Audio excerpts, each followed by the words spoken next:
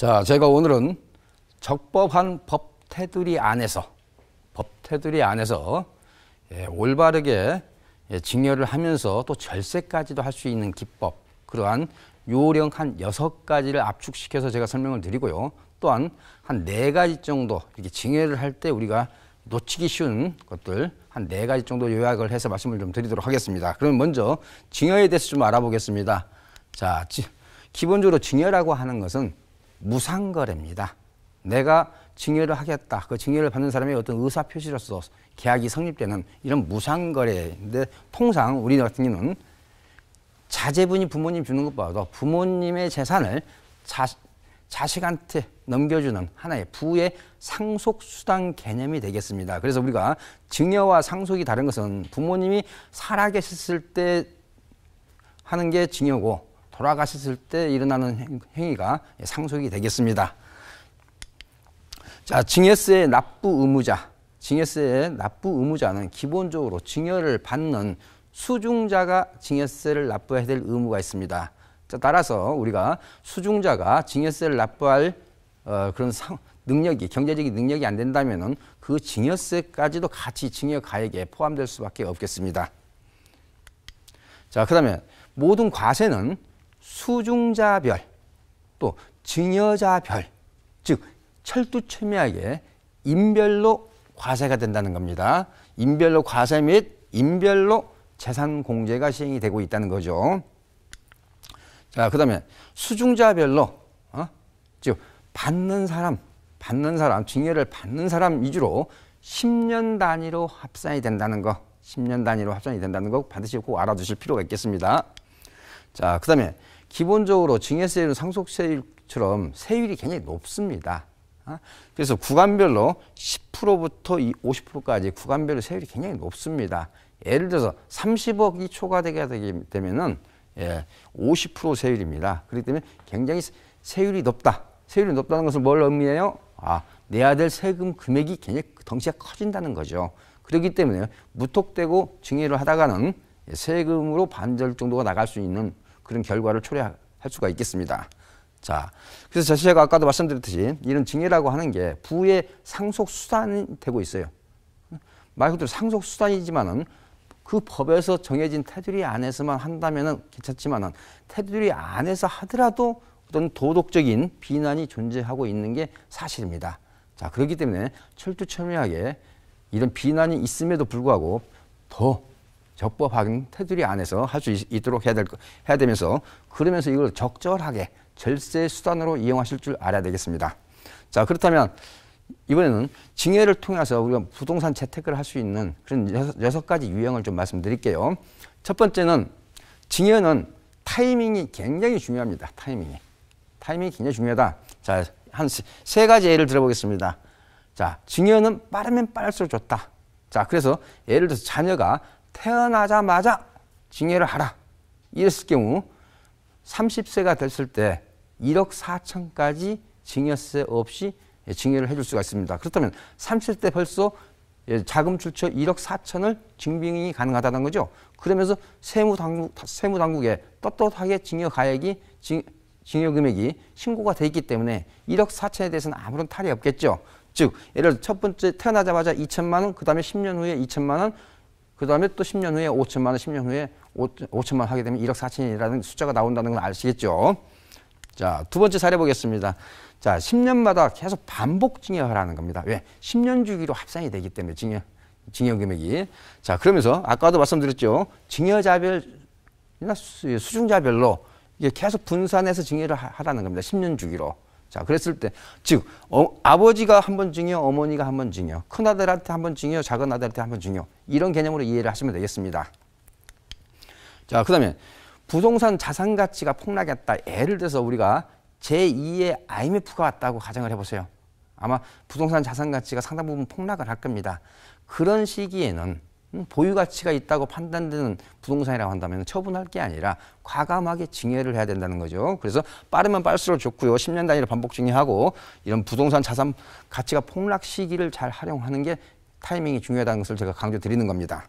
자, 두 번째는 증여재산 공제 기준과 세율, 이걸 적당하게 잘 활용을 하셔야 됩니다. 자, 첫 번째 증여재산 공제입니다. 자, 부부간에는 6억까지 말 그대로 증여세가 없다는 거고요. 부모가 자녀, 자녀가 부모 이런 경우는 5천만 원까지 없다. 물론 미성년인 경우에는 2천만 원입니다. 자, 친족 간에는 이제 1천만 원입니다. 그렇지만 주로 부모와 자녀, 부부 간에 주로 이루어지는 게 이제 하나의 증여가 되겠습니다. 자, 따라서 부부 간의 증여가 가장 높다는 점을 반드시 우리가 기억을 하시고 이 부분을 잘 활용을 하셔야 된다는 거고요. 자, 그 다음에 세율입니다. 증여세율이 높은데 구간별로 세율이 다르다는 거. 구간별로 세율이 다르기 때문에 그 구간별로 세율을 갖다 잘 지키시면 된다 이거죠. 예를 들어서 자, 가능한 증여 재산 그 과세 표준액이 5억을 넘지 않도록 해야 된다. 만약에 5억을 넘게 되면은 증여세율이 30%가 됩니다. 그렇지만 5억이 안 됐을 때는 20%로 떨어지게 됐죠.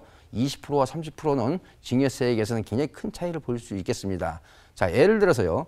부모가 자제분한테 20세가 넘은 자제분한테 1억 5천을 증여했을 때와 1억을 증여했을 때는 세율이 똑같습니다. 왜 그럴까요? 자, 과세 표준이 1억까지 10%이기 때문에 그 1억 5천에서 5천만 원을 차감을 하게 되면은 1억이 되기 때문에 세율이 10% 똑같다는 거죠. 그렇기 때문에 이런 세율 구간이 바뀌는 그 구간에서 살짝 낮춰놓는 그런 기법이 중요한 거죠. 자, 세 번째입니다. 국세청에 내부적으로 자금 출처 조사 배제 기준이라는 국세청 내부 훈령이 있습니다. 그 훈령을 우리가 적절하게 잘 활용하시면 되겠다는 거죠. 자, 좀 보겠습니다. 자, 기본적으로 30세 미만 같으면 총액 한도 1억. 그 다음에 30세 이상 비세대주 1억 5천, 30세 이상 세대주 2억 5천, 40세 이상 비세대주 3억, 40세 이상 세대주 5억까지입니다. 자, 그렇기 때문에 이 총액 한도 금액 내에서는 국세청에서 자금 출처에 대해서 조사를 하지 않겠다. 그렇지만 여기서도 한 가지 원칙은 있습니다. 원칙적으로 증여가 명백한 경우는 증여세를 납부하시는 게 원칙입니다. 그래서 이거는 어디나 국세청 내부 규정이라고 보시면 되겠습니다. 자, 자금 출처 조사 시에는 기본적으로 80%에 대해서는 최소 80% 이상에 대해서는 소명을 하셔야 됩니다. 그렇기 때문에 만약에 뭔가 좀 이런 자금 출처 조사가 나올 그런 기미가 있다면 반드시 그런 출처 조사를 하기 위해서 관련된 입증 서류를 미리미리 준비해 놓으시는 것도 현명하다고 볼 수가 있겠습니다. 자, 네 번째입니다. 아까도 제가 이렇게 말씀드렸어요. 부부간의 증여 금액이 6억으로서 가장 큰 금액을 차지하고 있다. 그래서 이런 부부간의 증여를 통해서 양도세를 절세할 수 있는 그런 기법으로 활용을 하셨으면 좋겠습니다. 자, 첫 번째는 6억 원까지 증여세가 없어요. 10년 단위로. 따라서 예를 들어서 내가 3억에 샀던 아파트가 현재 6억이 됐습니다. 그렇다면 내가 그냥 팔게 되면은 만약에 내 주택이 여러 채 있는 사람이라면은 양도차익 3억에 대해서 세금을 내야 되겠죠.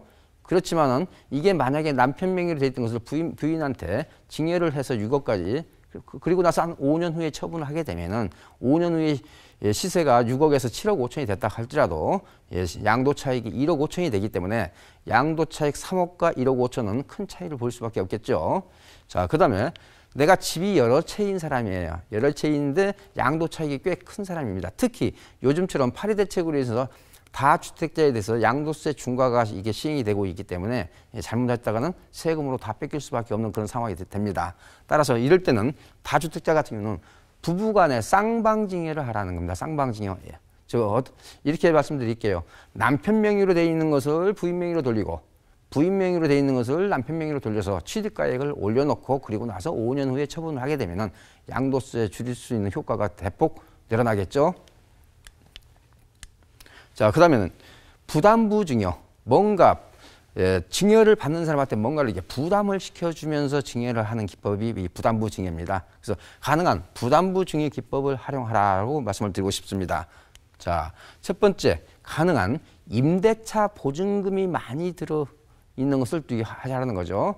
즉, 아까도 말씀드렸습니다. 갭 투자를 할 때 그 전세 보증금을 차감을 하고 나머지에 대해서 이게 증여세를 납부를 하시면 되기 때문에 가능한 임대차 보증금이 있는 부동산을 증여를 하는 게 유리하다.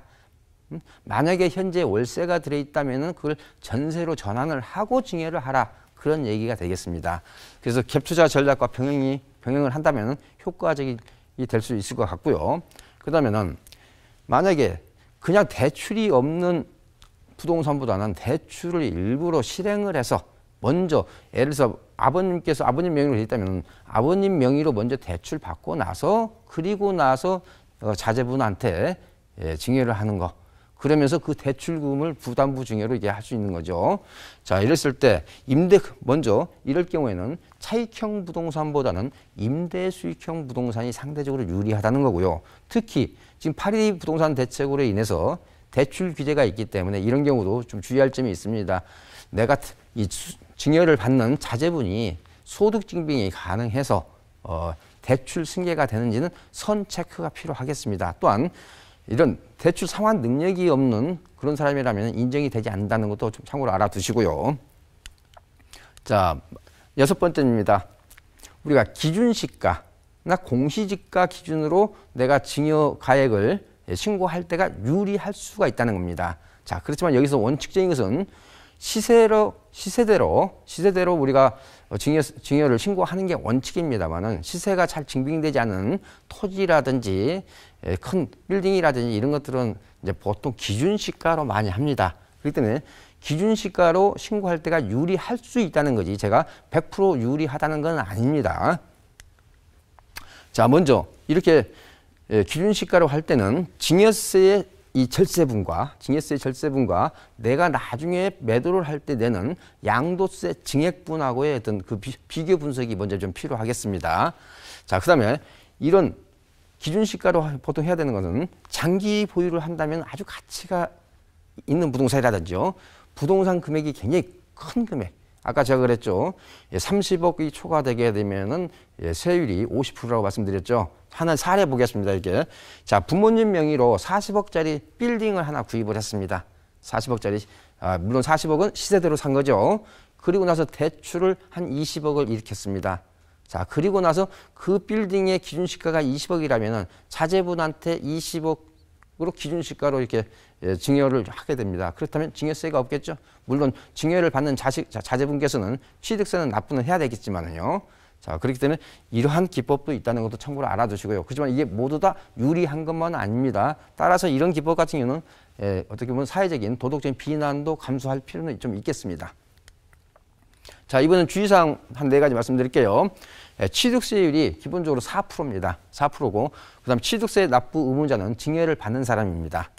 자, 그다음에 장기 보유를 기본적으로 염두에 두고 해야 됩니다. 한번 증여를 받게 되면은 5년 이내에 매도를 못 합니다. 만약에 5년 이내에 매도를 하게 되면은 2월 가세가 되겠습니다. 자, 그다음에 원칙이 시세로 증여하는 거 원칙입니다. 만약에 시세가 잘 검증이 되지 않는다면 감정평가라도 해가지고 하는 게 원칙이고요. 그렇지만 이제 아까도 제가 말씀드렸듯이 절세 기법으로서 기준시가를 종종 활용할 수 있다는 거고요. 자, 증여세가 없더라도 반드시 신고는 해야 된다 하는 점 굉장히 중요합니다. 왜 그러냐? 자, 부부간의 증여 6억까지 없다고 해가지고 증여세 신고를 하지 않았다고 가정을 해봐요. 그러면 자동적으로 이게 기준시가로 되기 때문에 그때 시세가 5억이었는데 내 취득가액이 3억 5천이었다면 나중에 양도세가 많아지겠죠. 그렇기 때문에 증여세가 없더라도 반드시 신고는 해야 된다 하는 점 제가 강조드리면서요.